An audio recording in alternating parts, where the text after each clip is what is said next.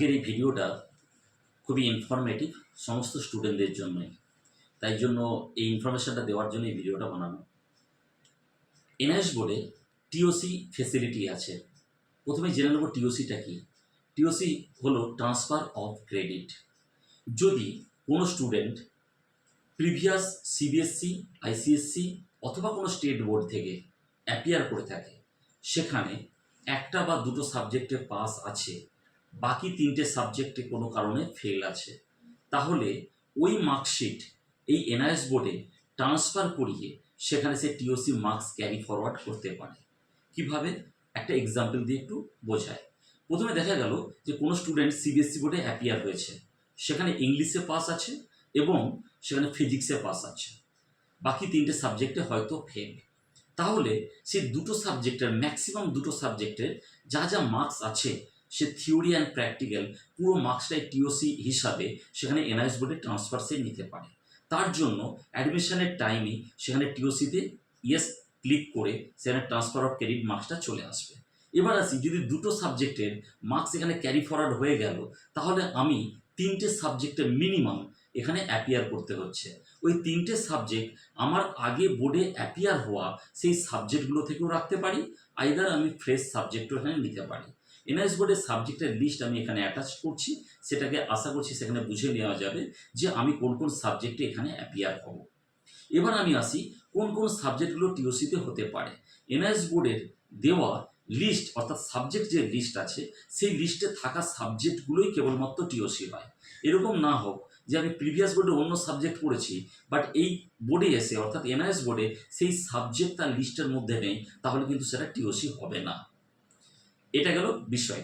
এবার আসি, এই যে টিওসি সাবজেক্টটা সিলেক্ট করলাম, সিলেক্ট করার পর উইদিন ফিউ ডেজ অর্থাৎ যখন আমি রেজিস্ট্রেশন করছি, রেজিস্ট্রেশন করার পর 10 to 15 ডেজের মধ্যেই অবশ্যই সেই রেজাল্টটা সাবমিট করে দিতে হবে। অর্থাৎ প্রিভিয়াস বোর্ডের ফেল রেজাল্ট, যদি আমি এক্সাম্পল হিসাবে বলি, আমি সিবিএসসি বোর্ডে অ্যাপিয়ার হয়েছিলাম, দুটো সাবজেক্টে পাস বাট তিনটে সাবজেক্টে ফেল, তাহলে ওই দুটো সাবজেক্টের মার্কসটা ক্যারি ফরওয়ার্ড হবে ওই সিবিএসসি বোর্ডের অর্থাৎ প্রিভিয়াস বোর্ডে বা প্যারেন্টস বোর্ডে অরিজিনাল ফেল রেজাল্ট, সেটা এখানে সাবমিট করতে হবে।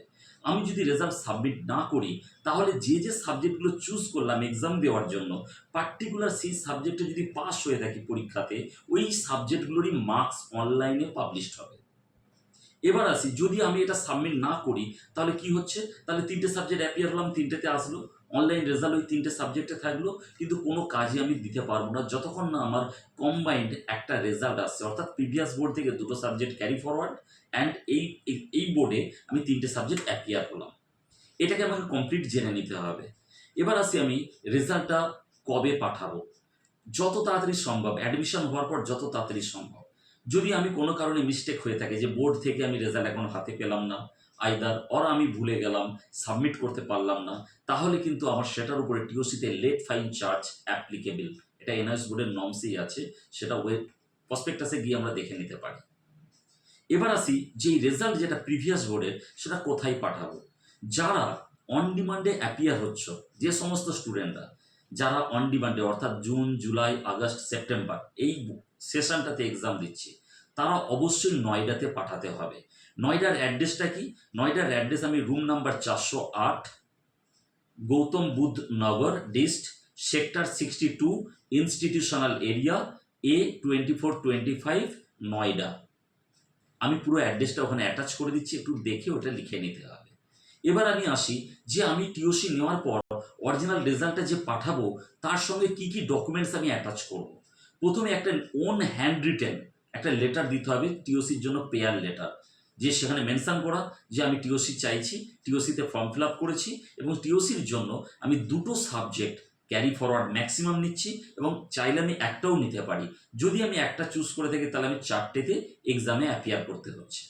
সেই লেটারটা দিতে হবে, তার সঙ্গে এখানে রেজিস্টার হওয়া ফর্মটা ফ্রন্ট পেজ দেওয়া দরকার, আইডি কার্ড, এনআইএস বোর্ডের আইডি কার্ড দেওয়া দরকার, এবং অরিজিনাল প্যারেন্টস বোর্ড অর্থাৎ সিবিএসসি বা আইসিএসসি বা স্টেট বোর্ড, সেই রেজাল্ট, অরিজিনাল রেজাল্টটা, কোনো কালার জেরক্স অ্যান্ড আদার্স চলবে না।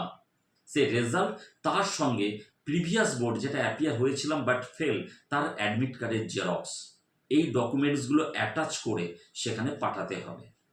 এবার আসি, শুধু কি অন ডিমান্ডেই টিওসি নেওয়া যায় তা না, সেটা আমি চাইলে পিই এক্সাম অর্থাৎ স্ট্রিম 1 অ্যান্ড স্ট্রিম 2তেও আমি অ্যাপিয়ার করছি যখন, তাতেও আমি নিতে পারি টিওসি। যদি টিওসিটাকে অ্যাকসেপ্টেন্স দিই তাহলে সেক্ষেত্রে যা যা ডকুমেন্টস বললাম সেই ডকুমেন্টসগুলো অ্যাটাচ করে লেটার সহ আমি রিজিওনাল অফিসে জমা করব। আমাদের যেমন আমি এখানে কলকাতাতে বিলং করছি, কলকাতায় রিজিওনাল অফিস আমাদের সল্টলেক করুণাময়ীতে। ওখানে চাইলে আমি ডিরেক্ট ফিজিক্যালি গিয়ে সাবমিট করতে পারি, আইদার অর আমি Indian post through speed post or register পোস্টেও আমি ওখানে পাঠিয়ে দিতে পারি। বাট হ্যাঁ, সেটা সিনসিয়ারলি আমি ডকুমেন্টসটা টাইমের মধ্যে পাঠাবো।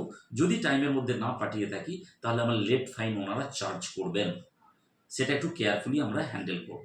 তাই জন্য আমি বলছি টিওসিতে লেট ফিজ কারো না লাগে, সেটা অ্যাডমিশন হওয়ার পরেই আমরা যাতে সাবমিট করে দিতে পারি। ওকে, থ্যাংক ইউ। এই টিওসি রিলেটেড আর যদি কোনো কোয়ারিজ থাকে সেখানে কিন্তু আমাদের কমেন্টসে লিখলে আমরা সেখান থেকে রিপ্লাই দেব। আর অ্যাডমিশন এখনও চলছে অগস্ট অ্যান্ড সেপ্টেম্বর সেশনের জন্য। যারা যারা অ্যাডমিশন নিতে চাও এই নিচে দেওয়ার নাম্বারটাতে অবশ্যই যোগাযোগ করো, ওনারা সাপোর্ট দেবে। টিওসি রিলেটেড সমস্ত সাপোর্ট অ্যান্ড অ্যাডমিশন রিলেটেড সমস্ত কোয়ারিজ ওনারাই ফুলফিল করবেন। ওকে, থ্যাংক ইউ।